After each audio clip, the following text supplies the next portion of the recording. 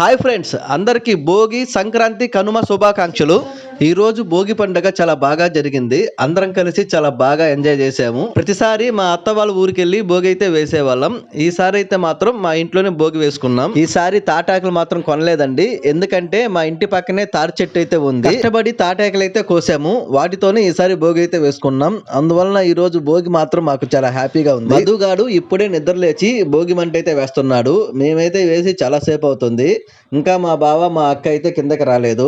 మా పెద్దోడు ఆనందానికి అవధులు లేవు. చూడండి ఏ విధంగా ఎంజాయ్ చేస్తున్నాడు. ఈసారి మా పెద్దోడు వీడియో తీస్తున్నాడు, నన్ను లక్ష్మిని.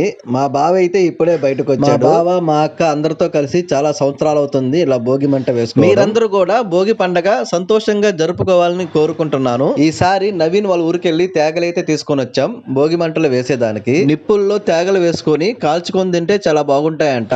లక్ష్మి వచ్చి కొన్ని తేగలు తీసుకొని నిప్పుల్లో అయితే వేసింది. 10 తేగలు అయితే నిప్పుల్లో వేసాం. పల్లెటూరులో ఈ విధంగా భోగి మంటల్లో ఇట్లా తేగలు వేసుకొని తింటారంట. వీడియో కానీ నచ్చితే లైక్ చేయండి. మరిన్ని వీడియోస్ కోసం మా ఛానల్ని చూస్తూ ఉండండి. Bye friends.